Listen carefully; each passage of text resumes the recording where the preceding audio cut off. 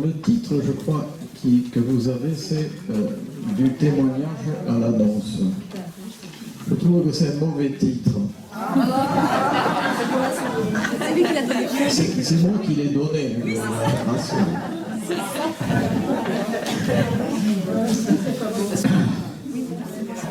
Donc je préférerais dire l'annonce dans le témoignage. Parce que, je l'ai déjà évoqué dans mon premier exposé, nous sommes témoins par ce que nous faisons, notre façon de vivre, mais aussi par ce que nous disons.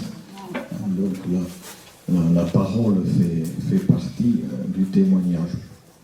Donc je préférerais, après réflexion, l'annonce dans le témoignage. Je commence par vous lire la finale de Matthieu, de l'Évangile selon saint Matthieu, donc ce chapitre 18, les tout derniers mots. Quant aux 11 disciples, ils se rendirent en Galilée, à la montagne où Jésus leur avait donné rendez-vous. Quand ils le virent, ils se prosternèrent, d'aucuns cependant doutèrent. S'avançant, Jésus leur dit ces paroles: « Tout pouvoir m'a été donné au ciel et sur la terre. Allez donc de toutes les nations, faites des disciples, les baptisant au nom du Père, du Fils et du Saint-Esprit, et leur apprenant à observer tout ce que je vous ai prescrit. Et voici que je suis avec vous pour toujours jusqu'à la fin de l'âge. » Voilà. Peut-être vous repérez que dans l'Évangile, les doutes sont jusqu'à la fin. Voilà, ça peut peut-être vous rassurer. Mais c'est pas parce que vous êtes traversé par des doutes qu'on n'est pas témoin. S'imaginer qu'il faut être arrivé à la foi parfaitement accompli pour être témoin, parce que sinon, les disciples eux-mêmes, dans l'Évangile, vous savez, ne sont pas toujours exemplaires. J'ai choisi ce passage pour dire que nous sommes appelés à l'annonce aussi explicite, pas seulement à être témoins par notre vie ou par des paroles à telle ou telle occasion, mais que nous sommes appelés à annoncer Jésus-Christ d'une façon explicite et aller jusqu'au sacrement, parce que les baptisants au nom du Père, du Fils et du Saint-Esprit. Voilà. Et donc maintenant, je vais parler un peu de cette annonce explicite, en essayant de distinguer un peu le type de parole. Quand vous faites de la catéchèse, vous avez un thème, un texte biblique peut-être, et donc vous êtes amené à dire aux enfants ou à dire aux adultes des éléments de la foi chrétienne. Et d'ailleurs, c'est bien d'oser la parole, de dire vous-même. Parce que quelquefois, les catéchistes, avec l'idée de faire participer les enfants, veulent faire dire aux enfants ce que je voudrais entendre. Ça, il faut faire attention à cette chose-là, parce que finalement, surtout maintenant que les enfants ne savent pas grand-chose, ou qu'il y en a très peu dans le groupe qui savent, il faut faire attention. Voilà. C'est pas pareil quand on vient de lire un texte, de regarder si le texte a été compris, mais après, les éléments d'annonce, autant les annoncer de nous-mêmes. Ça, c'est un type de parole qui est plus explicative. L'autre type de parole, c'est un type de parole qui est plutôt spontané et où vous dites quelque chose de la foi au Christ qui vient de vous d'une manière, qui vient de votre propre expérience. Donc je vais essayer de distinguer un peu ces deux formes de parole. Vous savez, dans l'Évangile, Jésus dit quand vous serez accusés parce que vous êtes mes disciples, Ne vous préoccupez pas de ce que vous répondrez, l'Esprit Saint vous dira lui-même ce qu'il faut dire. Voilà. C'est vrai qu'il y a des paroles qui sont plus spontanées dans ce que nous disons. Nous espérons que l'Esprit Saint n'y est pas pour rien, peut-être pas toujours là, je sais pas, mais voilà, il y a des paroles plus structurées. Et l'annonce est composée de l'une et de l'autre parole. Il y a quelqu'un qui a posé une question en disant, que je vais la lire, pour l'accompagnement, on parle de son expérience, de sa relation avec Dieu. Est-ce que l'on est témoin? Dans ce cas, on ne s'efface pas devant Dieu. Voilà, alors merci de souligner la complexité des choses. C'est pas évident que vous vous mettiez en avant. Hein, ça dépend de la façon de parler. Ça dépend le moment aussi, hein, de parler. Ce que je vais essayer de distinguer. Il est en tout cas pas souhaitable que vous soyez toujours en train de parler de vous. Voilà. Ça, c'est moi qui, pardon, je vais vous couper. C'est moi qui vous ai posé cette question parce que j'ai réalisé que peut-être dans mon accompagnement, je parlais trop souvent de moi et de mon expérience. Voilà, avec votre premier... Voilà. C'est passé... Voilà. Alors je suis content que ça vous ait donné à réfléchir. Après, voilà. Vous voyez, quand on envoie la réflexion, après il faut l'approfondir, hein, pour voir ce dont il est question. Mais c'est possible. Hein, c'est possible. Dans l'accompagnement personnel, hein, d'entre vous, il y a beaucoup qui font de l'accompagnement personnel. Dans l'accompagnement personnel, la consigne, c'est de ne jamais parler de soi. Dans l'accompagnement de groupe, c'est pas pareil. On peut être amené à tel ou tel moment à dire ce que soi-même on a vécu. Et il y a des façons de le dire qui sont pudiques et humbles, hein, et simples. Voilà. Mais bien sûr, nous ne nous annonçons pas nous-mêmes, nous essayons d'annoncer Jésus-Christ. Vous voyez, il y a un dosage là, et se poser la question, c'est déjà une très bonne chose. Parce que si on ne se la pose pas, on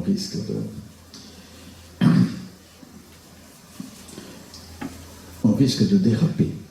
Alors, à propos donc de l'annonce explicite, hein, de Jésus-Christ, là je parle dans des paroles plus personnelles, hein, dans ce premier temps. Peut-être certains d'entre vous parlent facilement d'eux-mêmes et de leur foi, peut-être assez naturellement, et c'est sans doute une bonne chose, hein, à condition que ce ne soit pas de l'étalage, hein, mais que ce soit voilà, de parler de sa foi comme on peut parler de sa famille. Voilà. Peut-être que pour d'autres, il y a une certaine crainte de s'avancer sur ce terrain. Peut-être une crainte moins vis-à-vis des enfants que vis-à-vis des parents, par exemple. Hein, voilà. Et donc, peut-être y a-t-il, chez certains d'entre vous, ça je ne le sais pas, donc un malaise à dépasser. Ce malaise peut venir du fait que nous voulons respecter la liberté des autres. Hein. Aujourd'hui, notre société insiste beaucoup là-dessus, du coup, on n'ose pas dire.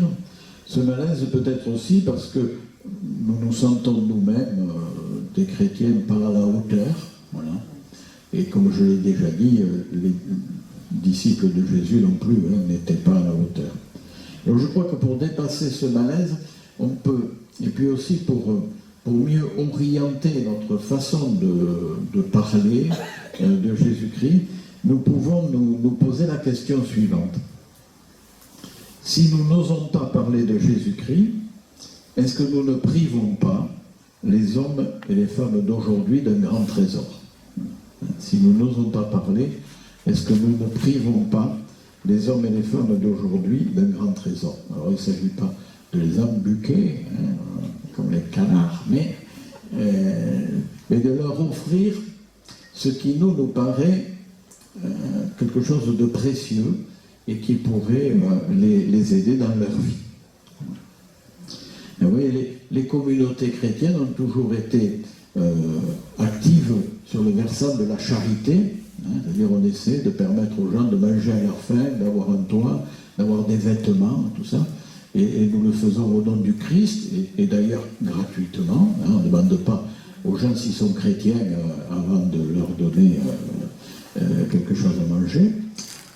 Mais nous avons un autre trésor que le toit, le vêtement, la nourriture, qui est Jésus-Christ. Et sans doute faut-il aussi que nous nous occupions de la soif spirituelle de ces personnes et de rejoindre cette soif spirituelle de ces personnes. Et là, l'annonce explicite est importante. Cependant, je voudrais vous donner quelques repères sur les conditions d'une parole vraie. Ce sont toujours des repères pour nous faire réfléchir. Il n'y a pas de solution miracle. Une parole vraie, je dirais que c'est une parole adressée à quelqu'un ou adressée à un groupe. C'est-à-dire que si je parlais à quelqu'un d'autre ou à un autre groupe, je ne dirais pas la même chose. Une parole ensuite au bon moment, autant que possible, et une parole donnée avec assurance. Donc je développe un peu. Quand j'aime quelqu'un et que j'ai quelque chose à lui dire, j'essaie de trouver le bon moment pour le lui dire.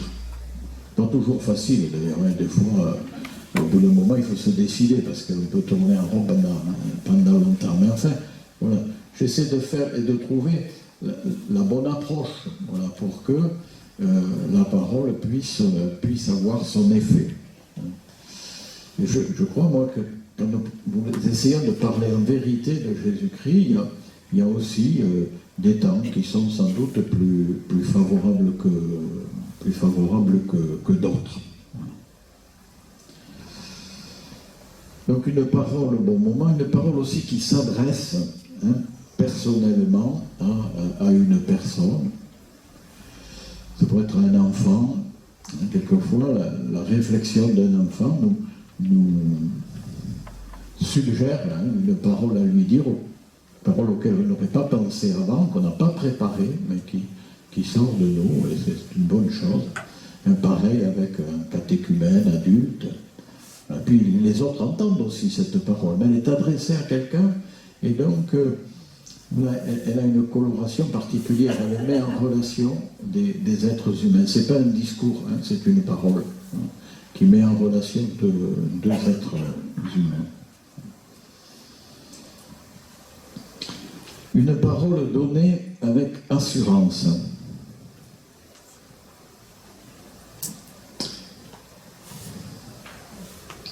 Pour respecter la liberté de l'autre, il faut faire attention de ne pas déprécier notre propre parole.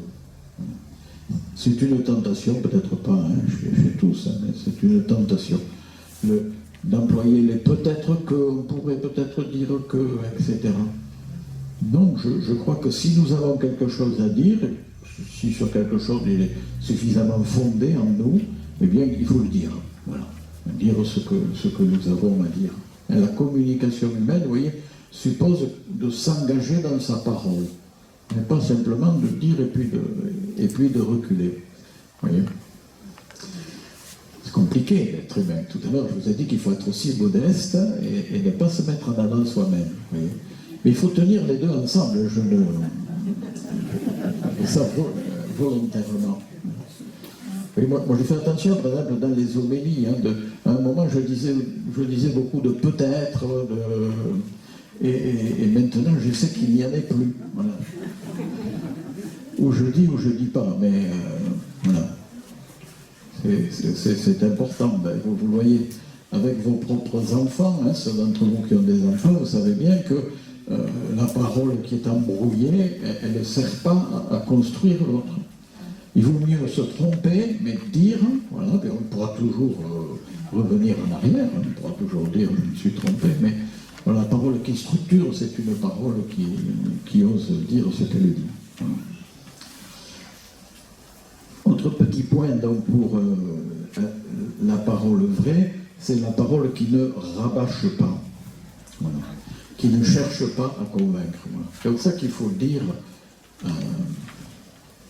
franchement ce que l'on a à dire, et puis laisser la parole faire le chemin vers l'autre. Quand je rabâche, je crois ancrer davantage la parole, et peut-être je témoigne de mon doute. Voilà. C'est-à-dire que trop répéter quelque chose, ça indique, vous voyez, toujours pareil, il faut être dans la vérité c'est très compliqué, mais voilà, oui, on n'y est jamais dans la vérité, on essaie de marcher vers là. Oui. Alors, c'est pour ça que j'ai dit rabâcher. Hein? C'est pour ça que j'ai dit rabâcher, je n'ai pas dit répéter. Je pense que vous faites la différence entre les deux. Vous avez tout à fait raison. Il y a des choses qu'il faut reprendre, qu'il faut redire. Et c'est nécessaire pour les enfants et peut-être bien pour les adultes aussi. Vous savez, dans la formation que je fais, si vous commencez à barrer toutes les choses que vous avez déjà entendues, il ne resterait pas grand-chose. Hein, c'est ce que je vous ai dit. Voilà. Mais rabâcher, c'est... Arrêtez-toi, toi. Rabâcher, c'est autre chose. Hein, ouais, voilà. Merci de la précision, parce que la précision est importante. Bon, la parole, elle est aussi, hein, vous le savez, elle est aussi écoute. Voilà, je peux d'autant plus parler que j'écoute, que je suis attentif à la parole de l'autre. Et puis la parole, c'est aussi, j'ai commencé par cela ce matin, que l'Esprit Saint est chez moi, mais il est aussi chez l'autre. Voilà. Et c'est-à-dire que l'efficacité, entre guillemets, de ma parole, la fécondité de ma parole, dépend de l'esprit aussi qui habite l'autre. Voilà. Je ne parle pas chez quelqu'un qui est complètement en dehors de la relation à Dieu, mais quelqu'un qui, comme moi, est habité par l'esprit et qui essaie d'être ouvert à l'Esprit Saint. Voilà.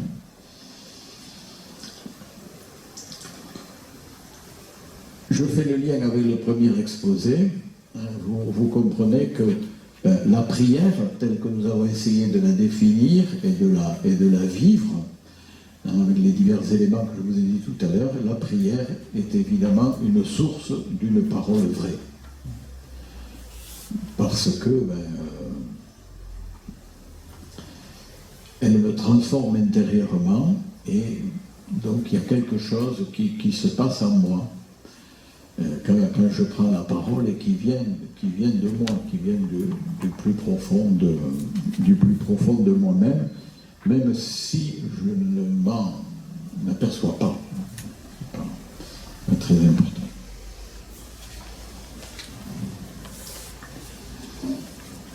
Voilà, la prière, c'est le lieu qui me fait avancer vers plus de vérité. Voilà. Surtout quand je lis l'écriture, ça me rabote souvent. Voilà. Pour avancer, ça débusque en moi les lieux de mensonge, les lieux de mélange, les lieux qui ne sont pas clairs. Voilà. Et ça m'invite à aller vers plus de clarté, plus de vérité, et cela se verra à la façon que j'aurai de parler et de me comporter et de vivre. Alors, quelle parole offrir aujourd'hui? Alors ça, ce serait une autre formation. D'ailleurs, j'ai fait ici même une formation un peu sur ce thème-là. Là, je parle de l'autre parole maintenant, de la parole plus organisée, plus instituée. Là où je dis la foi chrétienne, là où je ne contente pas simplement de dire ce que moi j'envie, mais où je dis la foi des chrétiens. Alors, je crois qu'il nous faut sans arrêt travailler aujourd'hui le contenu de la parole que que nous disons. Est-ce que j'adhère vraiment à cette parole? Est-ce que je la comprends moi-même? Voilà. Et comment est-ce que je peux, par la formation que je reçois, essayer d'approfondir la foi chrétienne? La foi chrétienne est extrêmement riche, mais du coup, elle est difficile à aborder. Surtout que nous sommes en période de mutation culturelle, et que les mutations culturelles, ça nous concerne, parce que nous ne vivons pas comme chrétiens dans un autre monde que le monde d'aujourd'hui. Voilà. Et donc des mots qui, pour les générations d'avant, étaient presque des évidences, aujourd'hui ne sont plus des évidences pour nos contemporains, mais sont aussi des questionnements pour nous. Voilà. Alors, moi personnellement, j'attache beaucoup d'importance à cela, hein, un travail sur les mots de la foi, et comment les mots de la foi doivent être approfondis sans arrêt dans la culture d'aujourd'hui. Alors tout le monde n'est pas sur cette ligne-là. Hein. Il faut bien que, surtout chez des jeunes, il y a une affirmation voilà, de la foi assez spontanée. Voilà, il n'y a qu'à voir le chant que nous avons chanté tout à l'heure. Voilà. Donc on dit les choses, voilà, sans chercher une formulation qui serait une formulation plus explicitement, qui toucherait plus explicitement les hommes d'aujourd'hui. Voilà. Mais il faut les deux, c'est-à-dire il faut garder les mots de la foi, et puis ce pour qui ça va bien, et cette spontanéité, c'est très bien. Moi, je l'ai perdu sûrement, c'est en vieillissant. Mais je crois qu'il faut travailler aussi parce que sinon, ça ne traversera pas les épreuves de la vie, hein, si la foi n'est pas suffisamment enracinée. Et les mots de la foi que vous dites, eh bien, c'est important qu'ils soient tirés vers la relation vivante à Jésus-Christ. C'est-à-dire, si on dit qui est Jésus-Christ, si on dit qu'il est pleinement Dieu, qu'il est pleinement homme, eh bien, c'est pour que notre relation à lui en soit enrichie. Donc, on parle ici, hein, on ne parle pas de la foi chrétienne comme on parlerait de l'islam ou du bouddhisme ou d'une autre religion, et que l'on pourrait connaître très bien, hein, sans y adhérer dedans, sans y entrer dedans. Quand nous, en catéchèse ou en catéchuménat, quand nous parlons de la foi chrétienne, nous en parlons pour qu'elle nourrisse notre relation à Jésus-Christ.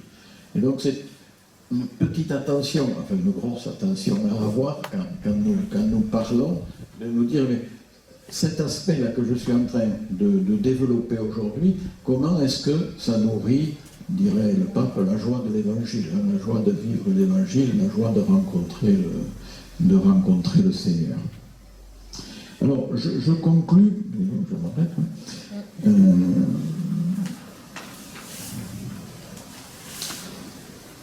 hein, en proposant une entrée possible. Le domaine de la foi chrétienne est un pays entier, hein, un paysage très, très vaste. Il faut y rentrer par un biais ou par un autre. Hein. Il faut faire un petit parcours de randonnée dans cette foi. Alors, par où rentrer dans la foi chrétienne aujourd'hui? Moi, je propose une entrée, évidemment, ce n'est pas du tout la seule vraie. Hein. Toutes peuvent être bien. Moi, l'entrée par laquelle je propose, c'est de dire de constater, d'appréhender que nous sommes précédés par une bénédiction.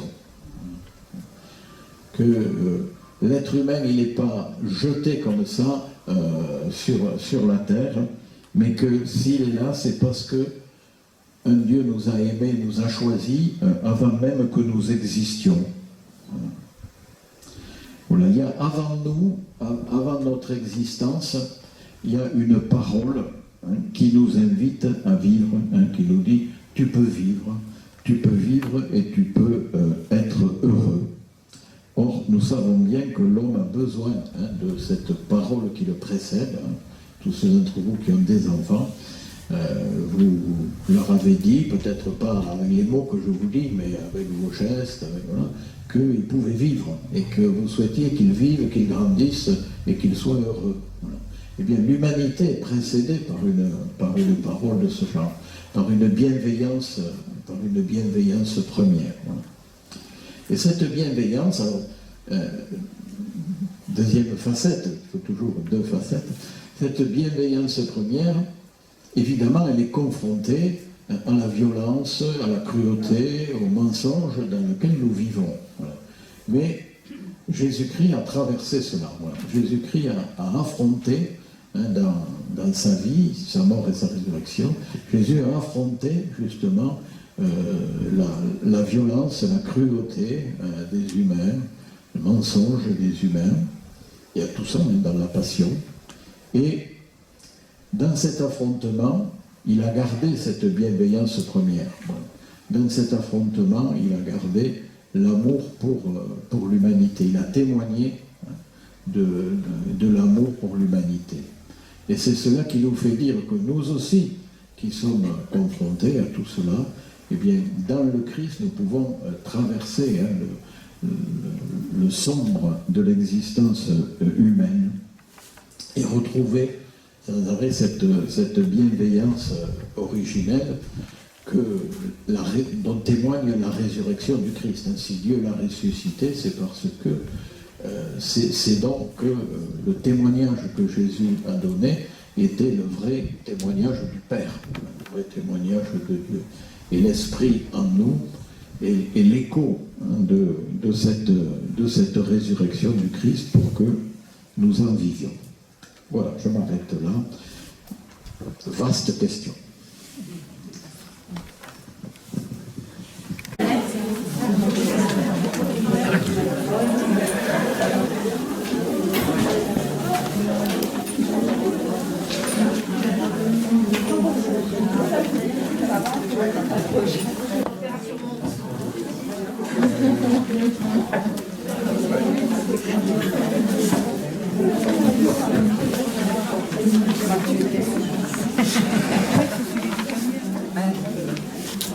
Ah, je dirais bien aussi peut-être.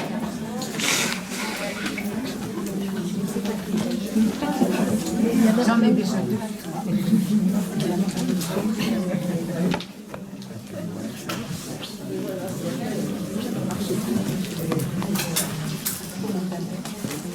Voilà, donc une deuxième intervention. Alors le titre, je crois, que vous avez, c'est du témoignage à l'annonce. Je trouve que c'est un mauvais titre. C'est moi qui l'ai donné.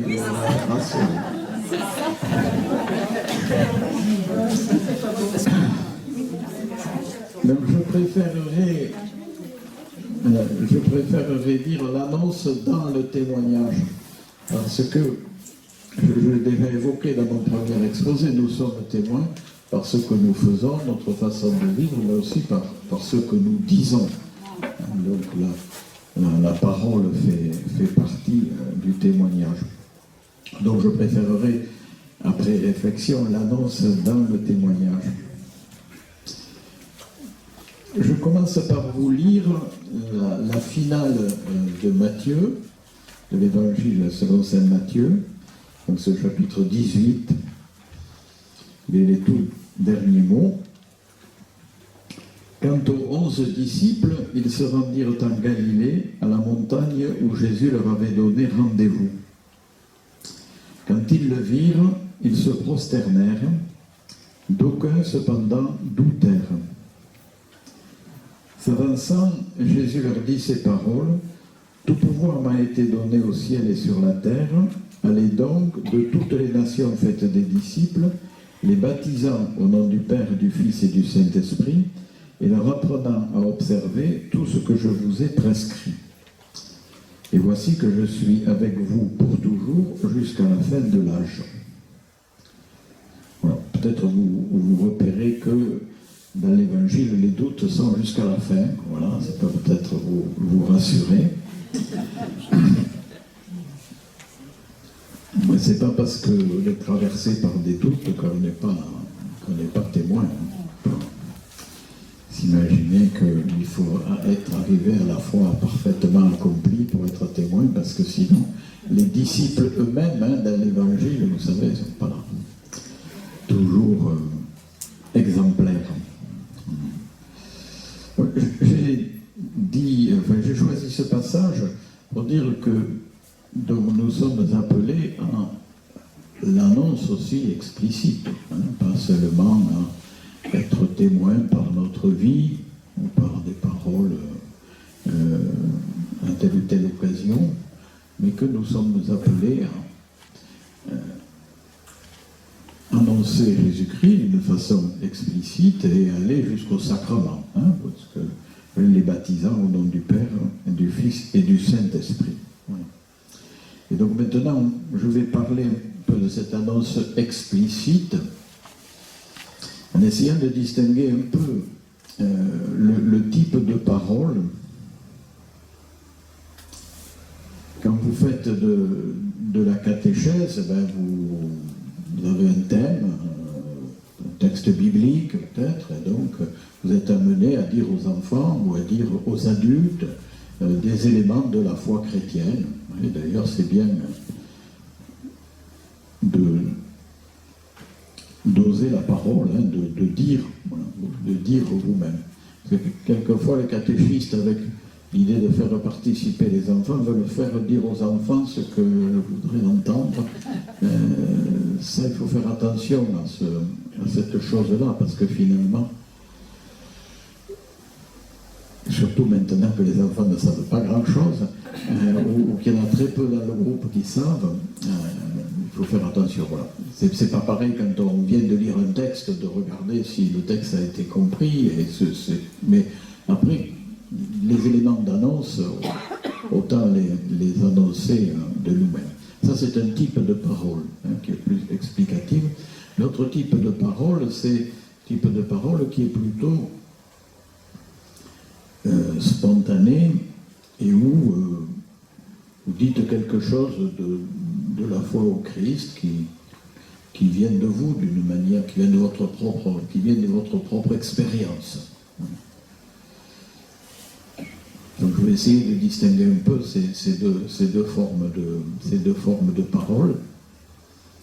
Vous savez, dans l'Évangile, Jésus dit quand vous serez accusés parce que vous êtes mes disciples, ne vous préoccupez pas de ce que vous répondrez, l'Esprit Saint vous dira lui-même ce qu'il faut dire. Voilà. C'est vrai qu'il y a des paroles qui sont plus spontanées dans ce que nous disons. Nous espérons que l'Esprit Saint n'y est pas pour rien, peut-être pas toujours là, je ne sais pas, mais voilà, il y a des paroles plus structurées. Et l'annonce est composée de l'une et de l'autre parole. Il y a quelqu'un qui a posé une question en disant, que je vais la lire, pour l'accompagnement, on parle de son expérience, de sa relation avec Dieu. Est-ce que l'on est témoin? Dans ce cas, on ne s'efface pas devant Dieu. Voilà, alors merci de souligner la complexité des choses. C'est pas évident que vous vous mettiez en avant. Ça dépend de la façon de parler. Ça dépend le moment aussi de parler. Ce que je vais essayer de distinguer. Il est en tout cas pas souhaitable que vous soyez toujours en train de parler de vous. Voilà. C'est moi qui, pardon, je vais vous couper. C'est moi qui vous ai posé cette question parce que j'ai réalisé que peut-être dans mon accompagnement, je parlais trop souvent de moi et de mon expérience. Voilà, avec votre premier... Voilà. C'est passé... Voilà. Alors je suis content que ça vous ait donné à réfléchir. Après, vous voyez, quand on envoie la réflexion, après il faut l'approfondir pour voir ce dont il est question. Mais c'est possible. C'est possible. Dans l'accompagnement personnel, d'entre vous, mais beaucoup qui font de l'accompagnement personnel. Dans l'accompagnement personnel, la consigne, c'est de ne jamais parler de soi. Dans l'accompagnement de groupe, c'est pas pareil. On peut être amené à tel ou tel moment à dire ce que soi-même on a vécu. Il y a des façons de le dire qui sont pudiques et humbles, hein, et simples. Voilà. Mais bien sûr, nous ne nous annonçons pas nous-mêmes, nous essayons d'annoncer Jésus-Christ. Vous voyez, il y a un dosage là, et se poser la question, c'est déjà une très bonne chose. Parce que si on ne se la pose pas,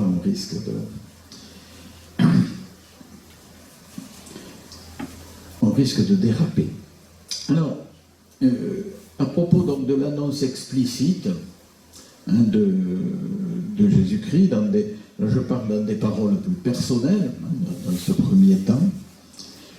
Peut-être certains d'entre vous parlent facilement d'eux-mêmes et de leur foi, peut-être assez naturellement, et c'est sans doute une bonne chose, hein, à condition que ce ne soit pas de l'étalage, hein, mais que ce soit voilà, de parler de sa foi comme on peut parler de sa famille. Voilà. Peut-être que pour d'autres, il y a une certaine crainte de s'avancer sur ce terrain.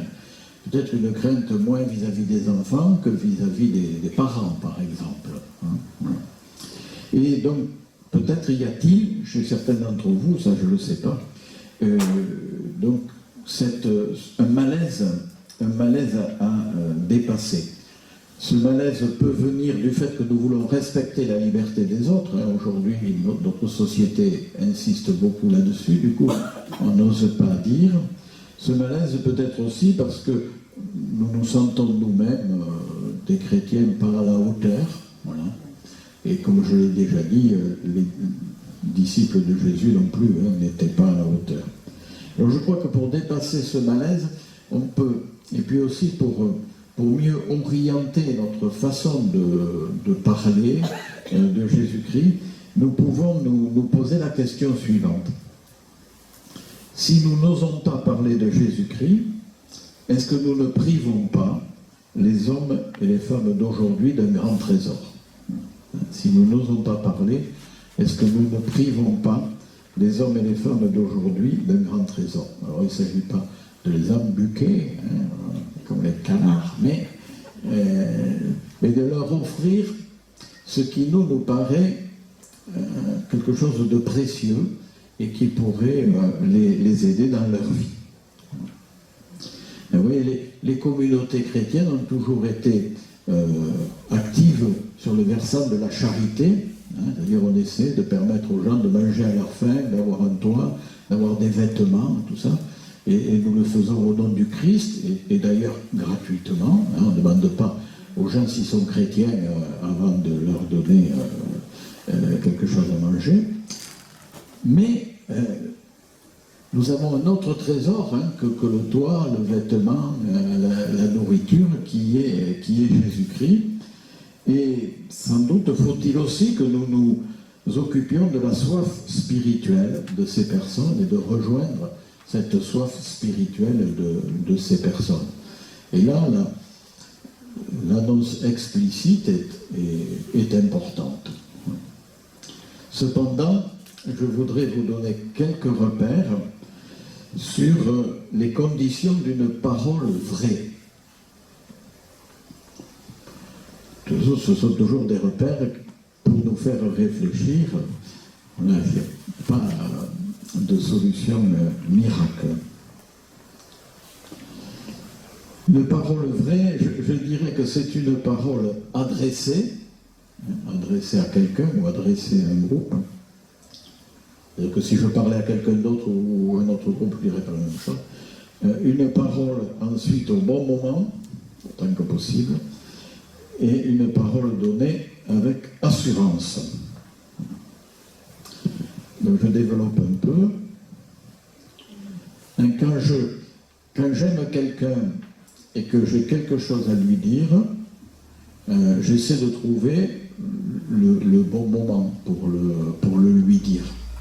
Pas toujours facile d'ailleurs, hein. Des fois Au bout d'un moment, il faut se décider, parce qu'on peut tourner en rond pendant longtemps. Mais enfin, voilà, j'essaie de faire et de trouver la bonne approche, voilà, pour que la parole puisse avoir son effet.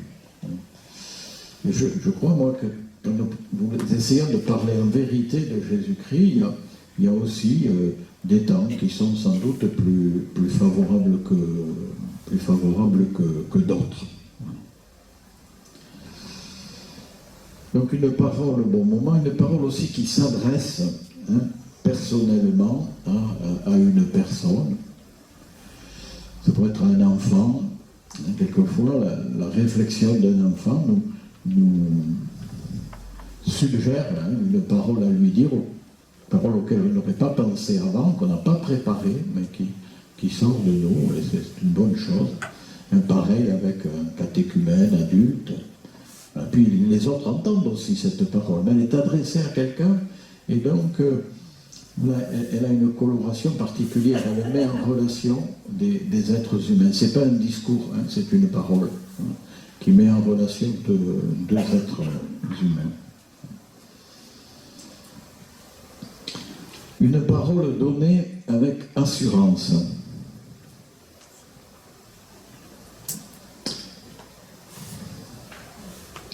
Pour respecter la liberté de l'autre, il faut faire attention de ne pas déprécier notre propre parole. C'est une tentation, peut-être pas chez tous, mais c'est une tentation d'employer les peut-être que, on pourrait peut-être dire que, etc. Non, je crois que si nous avons quelque chose à dire, si sur quelque chose il est suffisamment fondé en nous, eh bien il faut le dire. Voilà. Dire ce que nous avons à dire. Et la communication humaine, vous voyez, suppose de s'engager dans sa parole. Mais pas simplement de dire et puis de reculer. Vous voyez, c'est compliqué d'être humain. Tout à l'heure, je vous ai dit qu'il faut être aussi modeste et ne pas se mettre en avant soi-même. Vous voyez. Mais il faut tenir les deux ensemble. Et ça volontairement. Et moi, je fais attention, par exemple, dans les homélies. À un moment, je disais beaucoup de peut-être, et maintenant, je sais qu'il n'y en ait plus. Voilà. Ou je dis pas, mais voilà. C'est important. Ben, vous le voyez avec vos propres enfants, ceux d'entre vous qui ont des enfants, vous savez bien que la parole qui est embrouillée, elle ne sert pas à construire l'autre. Il vaut mieux se tromper, mais dire, voilà, on pourra toujours revenir en arrière, on pourra toujours dire je me suis trompé, mais voilà, la parole qui structure, c'est une parole qui ose dire ce qu'elle dit. Voilà. Autre petit point donc pour la parole vraie, c'est la parole qui ne rabâche pas, voilà, qui ne cherche pas à convaincre. Voilà. C'est pour ça qu'il faut dire franchement ce que l'on a à dire, et puis laisser la parole faire le chemin vers l'autre. C'est quand je rabâche, je crois ancrer davantage la parole, et peut-être je témoigne de mon doute. Voilà. C'est-à-dire que trop répéter quelque chose, trop tard, ça indique, vous voyez, toujours pareil, il faut être dans la vérité c'est très compliqué, mais voilà, oui, on n'y est jamais dans la vérité, on essaie de marcher vers là. Voilà. Oui. Alors, c'est pour ça que j'ai dit rabâcher. C'est pour ça que j'ai dit rabâcher, je n'ai pas dit répéter. Je pense que vous faites la différence entre les deux. Vous avez tout à fait raison. Il y a des choses qu'il faut reprendre, qu'il faut redire. Et c'est nécessaire pour les enfants et peut-être bien pour les adultes aussi. Vous savez, dans la formation que je fais, si vous commencez à barrer toutes les choses que vous avez déjà entendues, il ne resterait pas grand-chose. C'est ce que je vous ai dit. Voilà. Mais rabâcher, c'est... Tais-toi, toi. Rabâcher, c'est autre chose. Ouais, voilà. Merci de la précision, parce que la précision est importante. Bon, la parole, elle est aussi, vous le savez, elle est aussi écoute. Voilà, je peux d'autant plus parler que j'écoute, que je suis attentif à la parole de l'autre.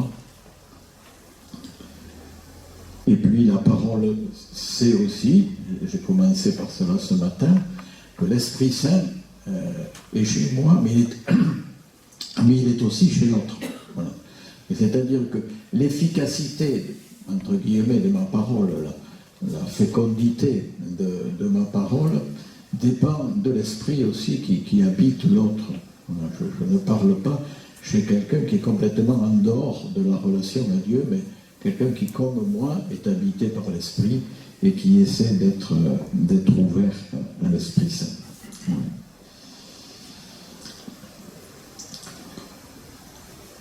Je fais le lien avec le premier exposé. Vous comprenez que la prière, telle que nous avons essayé de la définir et de la vivre, avec les divers éléments que je vous ai dit tout à l'heure, la prière est évidemment une source d'une parole vraie. Parce que elle me transforme intérieurement et donc il y a quelque chose qui se passe en moi. Quand je prends la parole et qui vient de moi, qui vient du plus profond de moi-même, même si je ne m'en aperçois pas. C'est très important.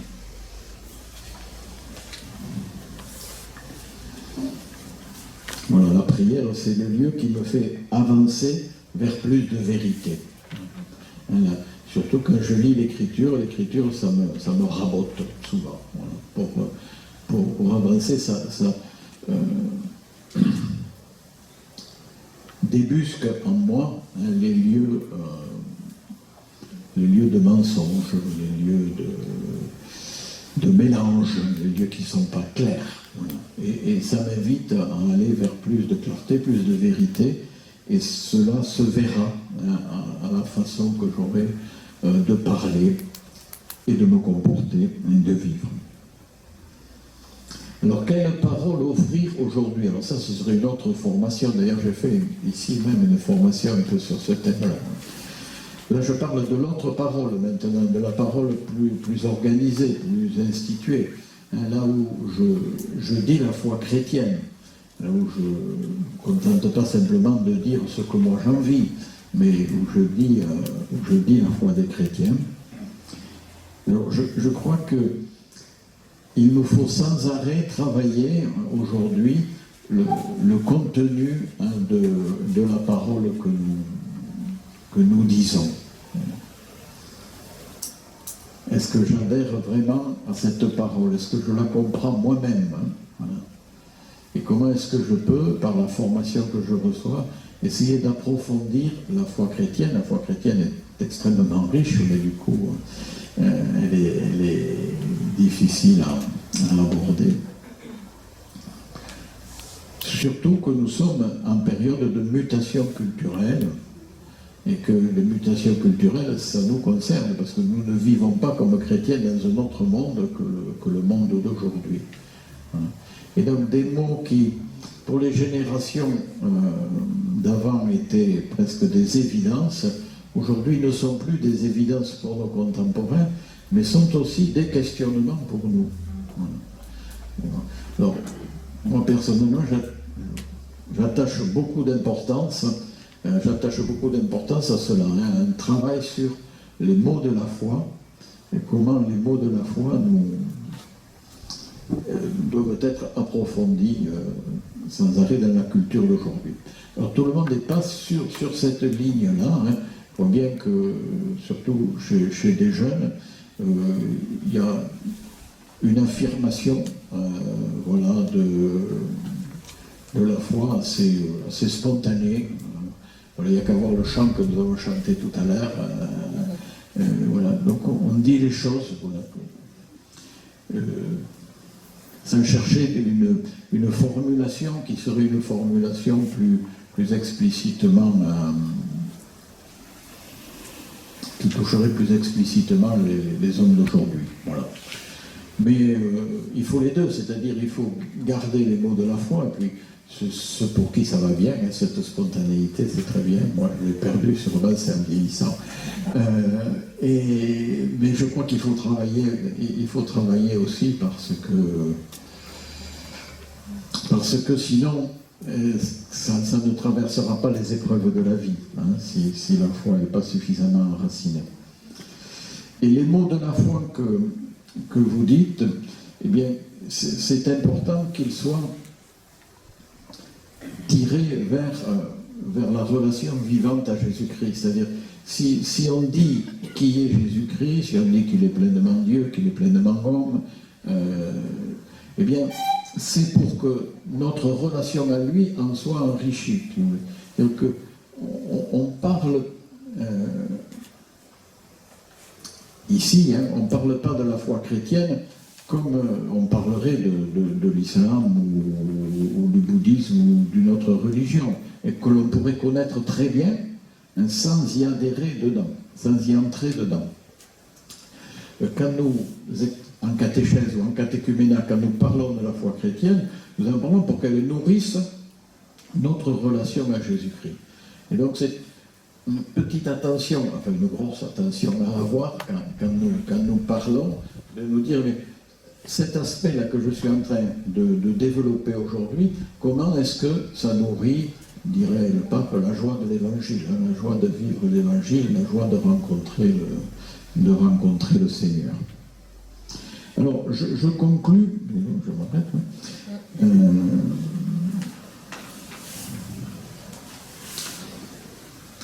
en proposant une entrée possible. Le domaine de la foi chrétienne est un pays entier, hein, un paysage très, très vaste. Il faut y rentrer par un biais ou par un autre. Hein. Il faut faire un petit parcours de randonnée dans cette foi. Alors, par où rentrer dans la foi chrétienne aujourd'hui? Moi, je propose une entrée, évidemment, ce n'est pas du tout la seule vraie. Hein. Toutes peuvent être bien.